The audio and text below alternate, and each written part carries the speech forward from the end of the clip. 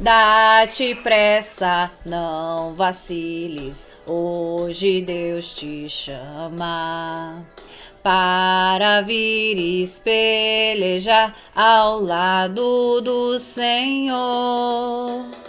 Entra na batalha onde mais o fogo inflama e peleja contra o vil tentador.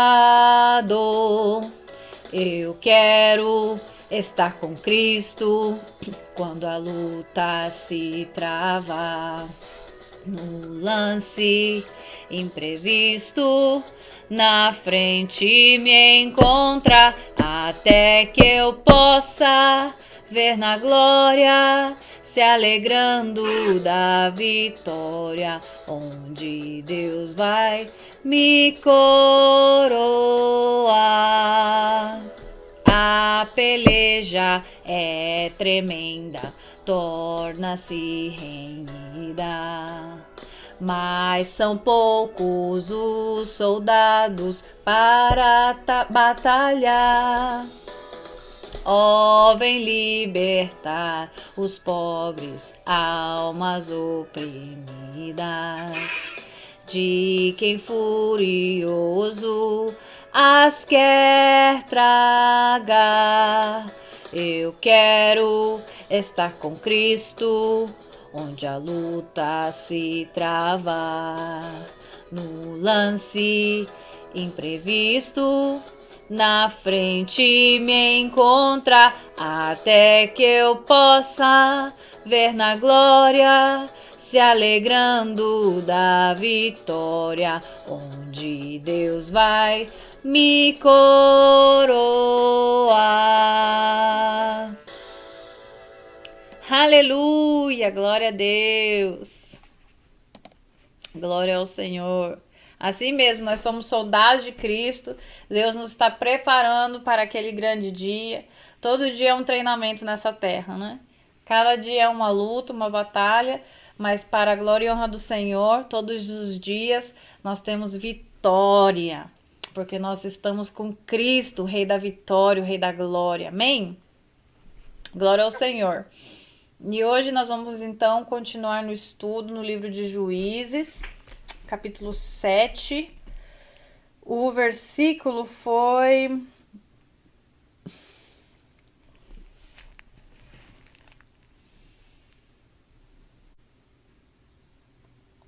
Vamos começar a partir do versículo 8, que foi o último que a gente parou ali, porque é onde diz que Gideão mandou os israelitas para suas tendas, mas reteve os 300, e estes ficaram com as provisões e as trombetas dos que partiram. Então a gente viu no último estudo sobre o Gideão, a vitória de Gideão, né? Ou seja, a gente estava lendo sobre o Gideão, como o Senhor foi separando, foi eliminando e deixou Gideão com os 300, né? Que iam para a peleja com ele, e Deus ia entregar a vitória para Gideão e esses 300, né? Contra os midianitas. Amém? Então a gente viu ali que eles começaram, que Gideão tinha 32 mil homens e foi diminuindo. Primeiro os 22 mil foram aqueles que estavam com medo, o Senhor mandou para casa, né? E o interessante é que ali não teve contenda, não teve nenhum tipo de problema na questão da seleção de quem ia com Gideão, porque não foi uma questão que Gideão impôs quem ia e quem ficasse, mas foi o mesmo Senhor, o mesmo Deus, quem selecionou as pessoas que iam com Gideão. E assim mesmo é na nossa vida. Muitas vezes a gente quer que certas pessoas permaneçam ao nosso lado, ou a gente não entende porque algumas saem da nossa vida, mas é porque Deus manda no seu povo, Deus faz a seleção de quem vai triunfar na vitória com você, para a honra e glória do Senhor. Então ali não foi preciso ofender ninguém, você vê, simplesmente o Senhor, quando a gente é orientado por Deus, Deus nos dá estratégias. E as coisas fluem naturalmente, né? Quando é da parte do Senhor, porque o Senhor conhece os corações. Então Deus sabia que tinha muita gente com o Gideão ali e para que eles não se vangloriassem de que eles, né, iriam ganhar a causa das suas forças. Deus falou: não, Gideão, tem muita gente. Fale para eles que quem tiver medo que volte. Né? E 22 mil deles voluntariamente, ou seja, em poucas palavras, né, se acovardaram e foram embora, mas não teve nenhum tipo de discussão, nenhum tipo de problema, nenhum tipo de insulto. Ah, vocês são os covardes, ou vocês são os medrosos, nada disso, né? Nem Gideão falou nada para eles, né? Porque podia ter falado, como assim, né? Porque simplesmente o Senhor falou para ele que tinha muita gente, mas ele não imaginava que 22 mil pessoas de uma só vez iam abandonar aquela causa, né? Nós, como seres humanos, muitas vezes, né, nós ficamos espantados com a reação das pessoas, das coisas que elas fazem, de como muitas vezes elas nos abandonam, né, por dizer assim. Mas a gente viu aqui que tudo era parte do propósito do Senhor. Que, né, às vezes a gente não entende por que as pessoas saem da nossa vida, muitas vezes a gente pensa que a gente é abandonado, é rejeitado, mas não é. É seleção que Deus está fazendo. Deus está no domínio e o controle de tudo. Então, de uma só lapada, 22 mil pessoas, digamos assim, humanamente falando, Gideão pensou, poxa vida, mas eu pensei que aquele cara era meu amigo, né? Pensei que esse era meu irmão, né? Mas a gente vê que era a vontade perfeita do Senhor. O Senhor conhecia os corações e tocou. A palavra de Deus realmente é flecha ao alvo. Acerta. Por que acerta? Porque Deus conhece. Então ali Deus de uma vez eliminou. Depois ficaram ainda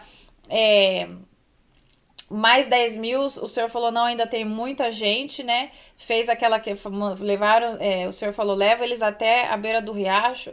Né? E a maneira com a qual eles tomaram a água ali, quem se ajoelhar foi mandado para casa, né? 9.700 se ajoelharam e acabou sobrando os 300. Amém? Então, no versículo 8, a gente lê a palavra de Deus no nome do Pai, do Filho e do Espírito Santo. Gideão mandou os israelitas para suas tendas, mas reteve os 300, ou seja, ficou com aqueles 300, né? E estes, ou seja, os 300, ficaram com as provisões e as trombetas dos que partiram. Ou seja, todas as coisas que iam ser utilizadas na guerra contra os medianitas, que estavam com com todas as pessoas que foram agora embora, ficaram com os 300, as trombetas e as provisões. O acampamento de Midian ficava abaixo deles, no vale. Então eles estavam por cima, né? E o vale é a parte de baixo.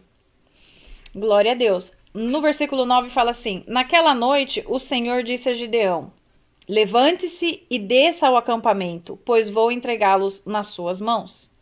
O Senhor falou para Gideão: vá lá, desça até o acampamento dos midianitas, porque é agora que eu vou dar a vitória para você. Amém? E isso foi de noite, porque falou que naquela noite o Senhor disse a Gideão: levante-se e desça ao acampamento. Por isso que a gente vê aqui, né? A gente já tá aprendendo como o Senhor é detalhista, né? No sentido de que tudo o Senhor vai te dar uma estratégia específica. Em tudo, horário, o que você precisa, o que você deve levar, quem vai com você, a roupa que você tem que estar, ou seja, em tudo o Senhor vai te falar do pé à cabeça como é que tem que ser.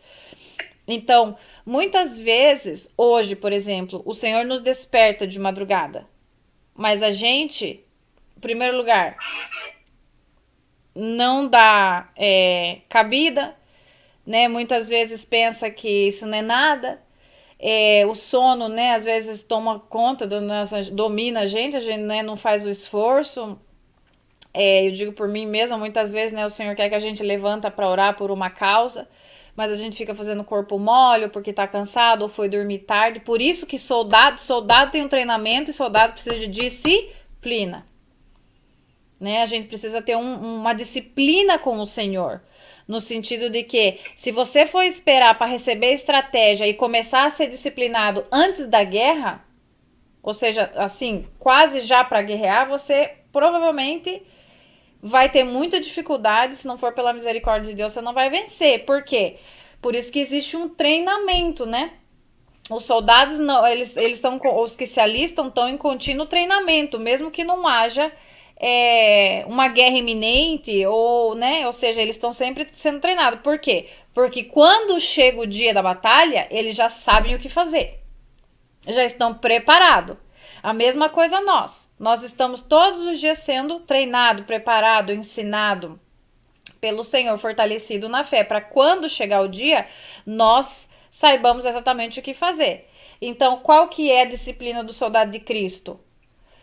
Ter um horário de oração, né? Buscar da presença do Senhor em determinadas horas, porque se a gente tem horário para trabalhar, para dormir, para comer, por que não um horário? Por que a gente não estabelece um horário fixo, diário, para falar com o Senhor? Não, essa hora do dia eu vou reservar para exclusivamente estar na presença do Senhor, orando, intercedendo, clamando, ou de qualquer maneira. Ou seja, esse horário é para estar com Deus. Né, das 6 às 7 da noite, ou seja, você vai estabelecer um horário, mas aquilo é sagrado, é como se fosse o seu trabalho, ou seja, deveria ser mais importante do que tudo. Então a gente tem que estabelecer isso.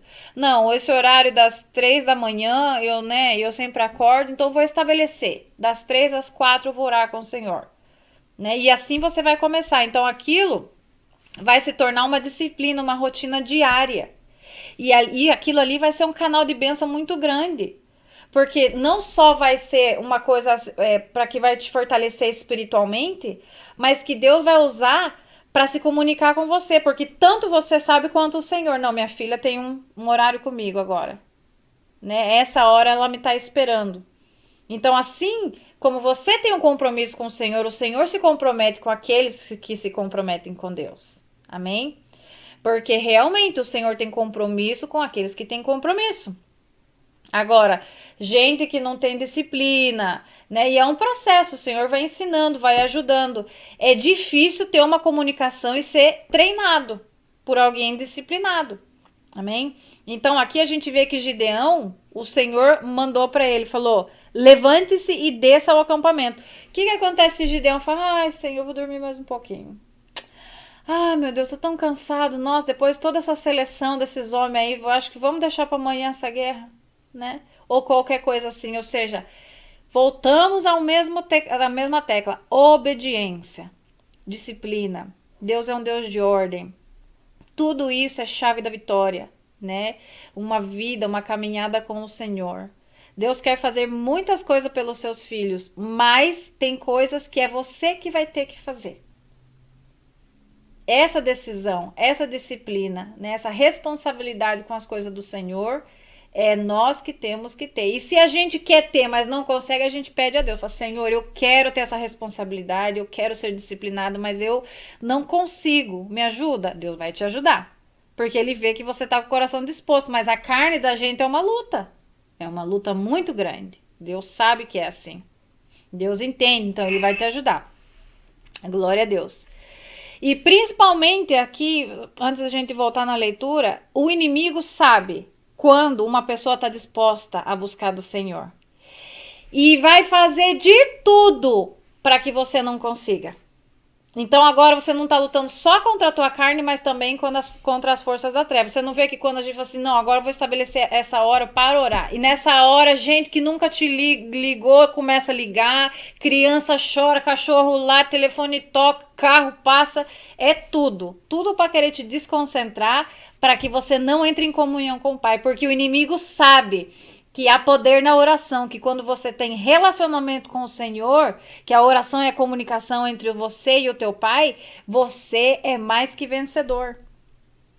Amém? Então ele vai tentar te impedir, mas a gente, como soldado, a gente já sabe que essa é uma estratégia das trevas e nós repreendemos no nome de Jesus e nos permanecemos ali firmes. Glória a Deus. No versículo 10... Se você está com medo de atacá-los, desça ao acampamento com seu servo Pura e ouça o que estiverem dizendo. Depois disso, você terá coragem para atacar. Então ele e o servo Pura desceram até os postos avançados do acampamento. Você vê, chegou a hora. Ai, meu Deus, o Senhor levantou Gideão. Desce lá agora, né, no acampamento dos Medianitas, no vale, né, porque eles estavam em cima, e os Medianitas embaixo. que agora que eu vou entregar eles na tua mão. Então vê aquele medo, né? Então a gente não vê que Gideão falou nada, mas Deus conhece. Deus sabe. Então o Senhor já falou para ele, né? Ó, se você está com medo de atacá-los, desça ao acampamento com o teu servo Pura. Ele tinha um servo que ele levou com ele, o Gideão, chamado Pura. E ouça o que estiverem dizendo. Ou seja, vai lá, se arrima lá e vê o que eles estão conversando, os medianitas. Né, escondidinho. Depois disso, você terá coragem para atacar. Então ele e o seu servo Pura desceram até os postos avançados do acampamento. Ou seja, eles foram, se aproximaram no meio da noite para ver ele e o Gideão, né? O Pura, o servo de Gideão e Gideão desceram e se arrimaram para escutar como o Senhor falou. O que eles iam estar falando. Porque o Senhor falou que uma vez que você escuta o que eles estão dizendo, você vai tomar coragem. Aí tá, ele foi e fez isso. Aí no versículo 12 fala: os medianitas, os amalequitas e todos os outros povos que vinham do leste haviam se instalado no vale. Ou seja, era um povoado enorme, era uma nuvem de gente ali. Vamos ver. Eram numerosos como nuvens de gafanhoto. Olha isso aí. Como nuvens de gafanhoto. Era gente que não acabava mais. E eles, eram 300. Os 300 e Deus. Eu imagino que eles estavam tremendo que nem vara verde. Amém? Assim como não se pode contar a areia da praia, também não se podia contar os seus camelos. Olha só, era pouca gente? A areia da praia? Isso era uma enxurrada de gente. Eram vários povos que estavam ali para acabar, arrasar com Gideão. Tudo por quê? Porque ele tinha obedecido ao Senhor e destruído o altar de Baal. Ó, pra você ver. Aí no 13, vamos lá ver. E lembra que Gideão é o fraquinho, o tímido, que precisou de várias confirmações, né? É um simples ser mortal que nem eu e você. Gideão chegou bem no momento em que um homem estava contando seu sonho a um amigo.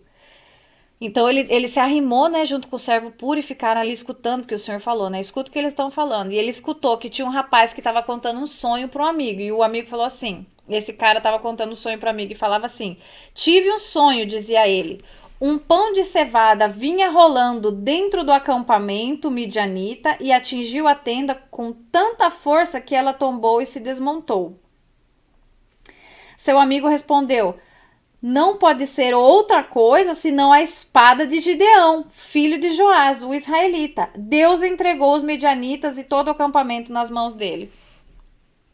Então, essa multidão de gente que estavam ali acampado para derrotar os gideões. Na realidade, Deus deu um sonho para o inimigo, para um dos inimigos, e ele ficou apavorado. Porque Deus deu um sonho para ele e ele contou essa revelação para o amigo dele. E o amigo dele falou assim: com certeza, isso é a espada de Gideão. Vai acabar com todo mundo aqui. Então ele já começou. O medo começou. Você vê o poder do medo, né? Isso que Deus quis fazer. Que eles mesmo, né? Que infundisse o medo entre eles. Amém? E aí o que aconteceu? Quando Gideão ouviu o sonho e a sua interpretação, adorou a Deus. Tipo, Senhor, tu és maravilhoso, né? Porque se esse povo soubesse que nós somos só 300, né? Mas Deus fez isso, né? Deus já tinha tudo planejado, né? Ele, glória a Deus, né? Um sinal bom. Então ele ali começou a tomar coragem, né? Voltou para o acampamento de Israel e gritou: levantem-se! Se lembra que o Gideão e os 300 estavam na montanha em cima e esse povo no vale, lá embaixo. Então ele subiu de novo e falou para o povo: levantem-se, o Senhor entregou o acampamento midianita nas mãos de vocês. Dividiu os 300 homens em 3 companhias e pôs nas mãos de todos eles trombetas e jarros vazios com tochas dentro. Então, isso aí foi uma estratégia que o Senhor deu para ele. Levantou todo mundo, os 300, dividiu eles em 3 grupos, né? Os 300, e deu para eles, cada um tinha uma trombeta e jarros vazios com tocha acesa dentro. Você vê, não tinha arma, não tinha nada. Era trombeta e jarro, possivelmente de barro, naquela época, né? E com uma tocha adentro, né? Eu imagino que isso aí faz sombra, né? Porque por que você coloca uma tocha dentro de um jarro? Né? Porque amplifica uma imagem, né? Alguma coisa nesse sentido, não sei. Aí no 17. E ele lhes disse: observe-me, façam o que eu fizer. O Gideão estava falando para os homens. Quando eu chegar à extremidade do acampamento, façam o que eu fizer. Tipo assim, todo mundo olha para mim e me copia. O que eu for fazer, vocês fazem também. Quando eu e todos os que estiverem comigo tocarmos as nossas trombetas ao redor do acampamento, toquem as suas e gritem, pelo Senhor e por Gideão. Então ele falou assim, gente, ele separou, né, como uma estratégia, cada grupo num lugar, rodeia o acampamento, o vale, porque o vale, né, tá entre montanhas. E todo mundo, a hora que eu tocar minha trombeta, todo mundo toca a trombeta e fale, gritem, pelo Senhor e por Gideão. Gideão e os 100 homens que o acompanhavam, porque eram 300, dividido em 3, 100 cada grupo, né? Gideão e os 100 homens que o acompanhavam chegaram aos postos avançados do acampamento pouco depois da meia-noite, assim que foram trocadas as sentinelas. Ou seja, sentinela é guarda, né? Então tocaram as suas trombetas e quebraram os jarros que tinham nas mãos. As 3 companhias tocaram as trombetas e despedaçaram o jarro. Ou seja, primeiro foi Gideão e os 100. Tocou a trombeta, todo mundo tocou. Depois eles quebraram o jarro, todo mundo quebrou. Então foi aquele estrondo, aquele barulho, as trombetas e eles, pelo Senhor e por Gideão. Aí o que aconteceu? Glória ao Senhor. Empunhando as tochas com a mão esquerda e as trombetas com a direita, ou seja, a tocha com a mão esquerda e as trombetas com a mão direita, gritaram, a espada pelo Senhor e por Gideão. Então, você lembra que o cara já tinha tido o sonho e falou assim, nós vamos morrer pela espada de Gideão. A hora que eles falam, a espada pelo Senhor e por Gideão, cada homem mantinha sua posição em torno do acampamento e todos os medianitas fugiram correndo e gritando. Ou seja, eles não saíram do lugar. A única coisa que eles fizeram foi tocar a trombeta, quebrar o jarro, levantar as tochas e gritar. Mas eles não avançaram adentro do acampamento. Eles ficaram no mesmo lugar. Mas o povo já estava aquela suspeita de que aquilo ia acontecer pelo sonho, o medo já tinha invadido, então quando eles escutaram tudo aquilo, ficaram morrendo de medo, correram e gritando. Quando as 300 trombetas soaram, o Senhor fez que em todo o acampamento os homens se voltassem um contra os outros com as suas espadas. Ou seja, os medianitas, os amalequitas, todo aquele povo, quando eles viram toda aquela bagunça, aquele estrondo, trombeta e toda aquela gritaria, eles mesmos se começaram a atacar um contra os outros. Eles já estavam achando que tinha guerra ali dentro já. E começaram... Sabe quando começa aquele tumulto? Você nem sabe com quem você tá brigando, daqui a pouco você tá brigando com seu amigo e aquele rolo. E eles mesmos começaram a dar espadada entre eles. Mas muitos fugiram para Betesita, na direção de Zererá, até a fronteira de Abel-Meolá, perto de Tabate. Os israelitas de Naftali, de Azer e de todo o Manassés foram convocados e perseguiram os medianitas. Ou seja, os que não se mataram ali entre eles começaram a fugir. Mas aí eles foram e pegaram eles no caminho. Né? Os do Gideão, os que estavam ali com o Gideão, a tribo de Naftali e Azer e todo o Manassés. Gideão enviou mensageiros a todos os montes de Efraim, dizendo, desçam para atacar os medianitas e cerquem as águas do Jordão, à frente deles até Bet-Bará. Por quê? O que aconteceu? Aqueles que não estavam se matando entre eles mesmos, né, entre os inimigos, os que tinham fugido já, alguns, né, dos israelitas já tinham alcançado eles, e os poucos que ficaram estavam ali na peleja, mas aí já era paro, já podia, por causa que, né, Deus deu a vitória para Gideão. E aquilo, Gideão pega e ainda anuncia aos de Efraim que viessem e cercassem para que eles não tivessem saída, porque os que tentavam fugir não ia ter como. Se eles não morressem ali, ia morrer, né, cercado. Foram, pois, convocados todos os homens de Efraim, e eles ocuparam as águas do Jordão até Bet-Bará, ou seja, não tinha por onde fugir. Eles cercaram do rio para cima, as montanhas, para tudo quanto é lado, eles estavam rodeados. Eles prenderam 2 líderes medianitas, Oreb e Zeeb. Mataram Oreb na rocha de Oreb e Zeeb no tanque de prensar uvas de Zeeb. E depois de perseguir os medianitas, trouxeram a cabeça de Oreb e de Zeeb a Gideão, que estava do outro lado do Jordão. Amém? Glória ao Senhor. Então ali a gente vê como Deus usou da estratégia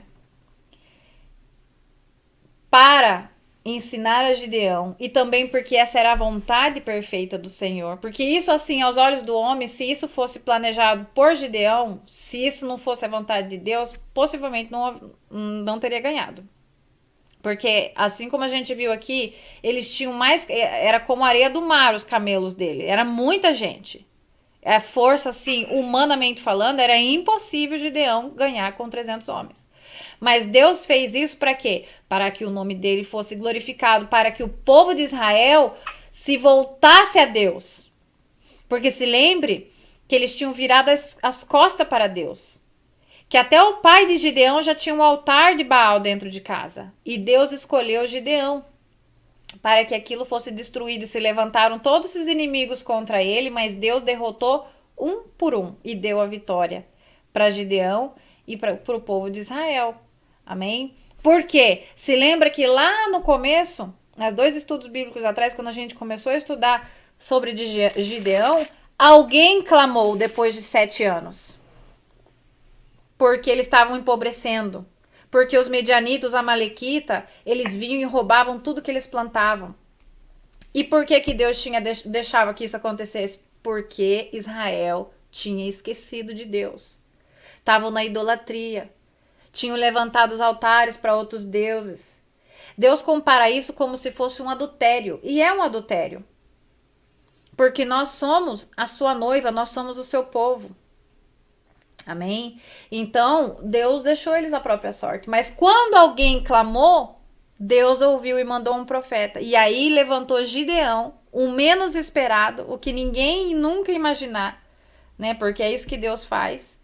Deus usa as coisas mais loucas, insignificantes, né? Para que ninguém venha a se vangloriar, dizer, não, foi por minha causa, foi porque eu estudei, foi porque eu treinei, foi porque, né? Tanto na Bíblia a gente vê uma e outra vez como Deus se glorifica nas causas impossíveis. Olha Davi. Davi era um pastor de ovelhas. Mas ele tinha irmãos que eram guerreiros de guerra, que faziam parte do exército de Saul. Quando Samuel, que era o profeta, o filho da Ana, que também foi outra causa impossível, porque ela era estéril, não podia ter filho, lembra da Ana? Que ela clamou ao Senhor e o Senhor deu um filho para ela. Ela falou, se o Senhor me dá um filho, ele vai servir na casa do Senhor. Então era Samuel, nasceu Samuel. Samuel era o profeta. Deus falou, vai lá e unge na casa de Jessé, tá o próximo rei que eu já escolhi. Então quando Samuel chegou lá, na casa de Jessé, o pai de Davi, viu Eliabe, que era o guerreiro grande, alto, robusto, né? Forte. Falou, nossa, esse aqui. Glória a Deus, né? Que fácil. Ok, vamos, vai já. Quando ele ia derramar o azeite na cabeça dele, Deus falou, para! Detém. Não é esse. Porque eu não vejo como o homem vê. Ele não tem o coração que eu preciso. Amém? E assim foi um por um, não era nenhum dos filhos, nenhum daqueles que era supostamente, que o mundo ia, né, que as pessoas falam, não, esse é a pessoa perfeita, esse é o candidato perfeito para essa vaga, né? Esse cara estudou, esse cara isso, esse cara aquilo. Mas Deus, quando quer, ele põe o papel que tá lá de baixo, lá dentro do lixo, ele tira lá dentro do lixo e põe em cima da mesa. É esse que eu quero aqui. Amém? É isso que Deus faz. As suas petições, por isso que nós temos que, meu Deus, estar do lado bom do Senhor. Buscar favor na presença de Deus. Como? Andando retamente. Buscando a presença de Deus. Bem humilhado, humilde diante da presença do Senhor. Temendo ao Senhor, porque Deus olha isso com agrado. Amém? E não só para você, mas para tua família. Porque muitas vezes, através de você, a sua família é abençoada. Né? A tua família é abençoada por causa de você, porque Deus olha com favor para você. Então tudo que tem a ver com você, Deus olha com favor. Amém? Então a gente vê aí como Deus faz. Quando aí acabou os filhos lá de Jessé, né? Todos os filhos já tinham acabado, não tinha ninguém. Falou assim, aí e Deus não deixava ele ungir ninguém. Samuel falou assim, uai, não entendi, né? Aí falou assim, tem mais algum filho aqui? Ele falou, o próprio pai. O próprio pai de Davi. Ah, tem! O Davi, ele tá lá. E onde que tá? Tá lá. Tá lá com as ovelhas lá. Tipo assim, esquecido. Sabe aquele que ninguém dá bola? Aquele que ninguém dá nada. Ah, Davi, imagina, Davi. Aí sabe o que o Samuel falou? Bom, ninguém vai jantar, ninguém vai fazer nada até que chegue Davi. Aí Davi chegou. Quando o Davi chegou, o Senhor falou: é esse. Você imagina a cara do pai e dos irmãos quando foi Samuel e derramar o óleo na cabeça de Davi. Davi deve ter chegado tipo assim, o que tá acontecendo, né? A pessoa que tá acostumada que ninguém nunca nem dá bola, né? Ele tá lá metido no meio do pasto, todo sujinho com as ovelhas, né? Abandonado, sem expectativa de uma vida assim, uau, glamurosa, nada disso. A vida deles era pastorear as ovelhas do pai. Né? Nem no exército de Saul ele tava, nem nada disso, não tinha esse porte. E Deus achou ele ali no meio do mato e falou: é ele que eu quero. E ali, minha filha, quando Samuel foi e ungiu, você dá pra ser como se tivesse naquele dia lá a cena. Quando Deus exalta o menos esperado. Acho que nem Davi entendia o que estava acontecendo. Meu Deus do céu, né? Já deve ter até ficado com medo dos irmãos, né? Esses homens vão me matar. Mas Deus vê o que o homem não vê. Graças a Deus. Sabe o que Deus via? Enquanto até o pai de Davi, os irmãos menosprezavam, achavam que ele não era grande coisa, porque ele não estava fazendo o que as pessoas dizem que você tem que fazer, você não parece como as pessoas falam que você tem que parecer. Deus estava vendo um Davi que matava urso, matava leão, cantava salmos ao Senhor, defendia as ovelhas com a própria vida. Quando vinha o leão, fala na palavra que quando vinha os animais ferozes, Davi salvava as ovelhas da boca do leão, ou seja, ele tinha coragem, era um menino de coragem, ele confiava em Deus. Ele tinha relacionamento com Deus. Então, lá no meio do mato, o povo olhava para ele como um miserável, um pobre coitado, um Zé Ninguém, um pastorzinho de ovelha, um fedorentinho, um mulambo, um trapo. Mas Deus olhava para ele e via um rei. Esse é o que eu quero. Porque ele ali estava defendendo as ovelhas com a própria vida.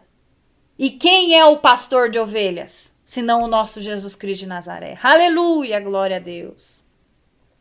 Deus viu no Davi um coração conforme o de Deus.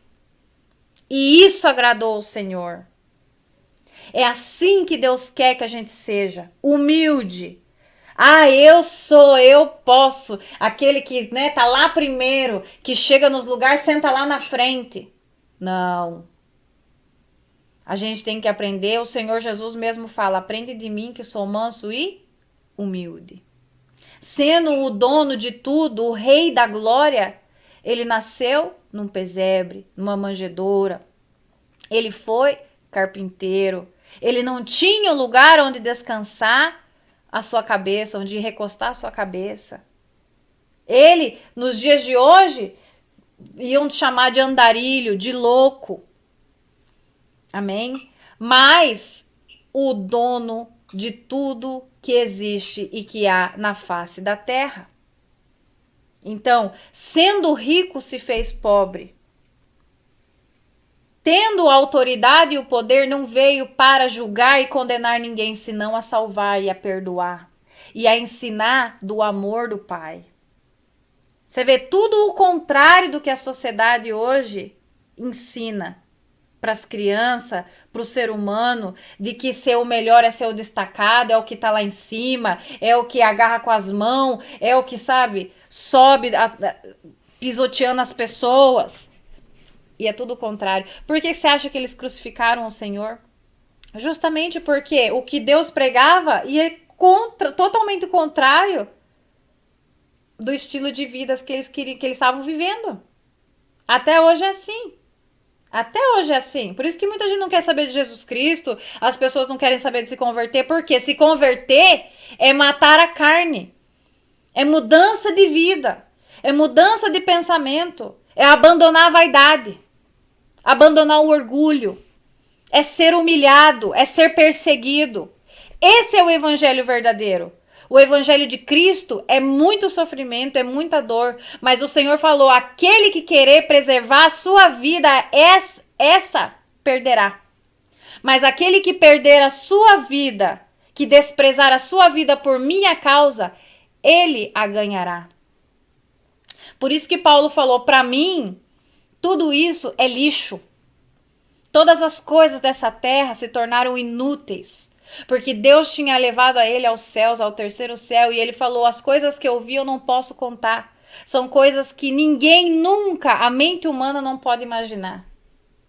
E tudo isso que estava aqui, ele que era o arrogante Saulo, que perseguia os cristãos, que ele tinha, no caso, humanamente falando, autoridade para falar, porque ele era judeu, ele era fariseu, ele era de uma família nobre, ele tinha estudado com as pessoas mais nobres da época, ele conhecia de religião, ele perseguia os cristãos, mas quando ele teve o encontro com Jesus Cristo de Nazaré, quando Jesus freou ele em seco em Damasco, tudo mudou.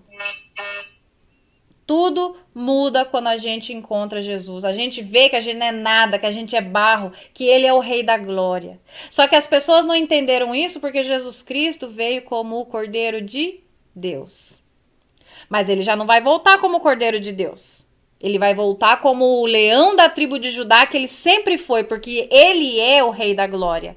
Só que ele veio nos ensinar a ser gente, a ter o coração como o dele. Porque ele sendo, ele se desfez e se despojou. Amém?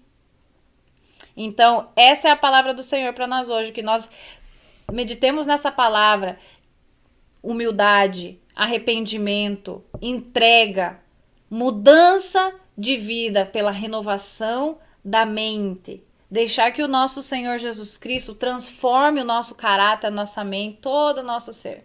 Porque toda a vida a gente andou errado. Tudo errado. Deus está fazendo uma limpeza completa nas nossas vidas. E nós temos que ser suficientemente humilde para reconhecer e ser corrigido. Amém? E agradecer ao Senhor porque ele nos escolheu, assim como ele escolheu Davi. Que privilégio. Amém? Que privilégio. E hoje você vê, a gente ouve, todas as pessoas que estão na Bíblia são exemplos para nós. Você vê o livro de Salmos, todos os, né? A maioria dos Salmos foi Davi quem escreveu. O Senhor fala dele que ele era uma pessoa com um coração conforme de Deus. Abraão, Deus chama de amigo. Amém? Que Deus encontrou graça em Noé, ou seja, essas pessoas, Ruth, Raabe, que era uma prostituta, ou seja, fazem parte da linhagem que depois vem Jesus Cristo. Pessoas que foram transformadas pela palavra, pelo evangelho de Cristo, pelo amor de Deus, que receberam a Deus como seu único e suficiente Salvador. É isso que Deus quer, resgatar a gente. Amém? Vamos dar graças a Deus. Glória a Deus, aleluia. Pai, no nome de Jesus eu lhe agradeço por essas palavras preciosas, meu Deus. Porque o Senhor, meu Deus, é todo poderoso. O Senhor usa as pessoas, meu Deus. O Senhor levanta aquele que ninguém espera, meu Deus, e exalta. E tudo é para a glória de Deus. Para que ninguém duvide do teu poder, de que tu és real e de que tu, Senhor, se alegra num coração humilde, que o Senhor não rejeita um coração arrependido, que o Senhor faz transformar, Senhor, tudo, meu Deus. Renova nossas mentes, os nossos corações. Senhor, tu nos dá propósito, direção, tu nos ensina o teu verdadeiro amor, Senhor, e o real sentido da vida. Nós te louvamos porque tu és digno de toda a honra, de todo louvor e toda a glória para sempre, meu Deus. Tu és o Rei da glória, Pai. Nós te amamos e te agradecemos, Senhor, no nome de Jesus Cristo de Nazaré. Amém e amém.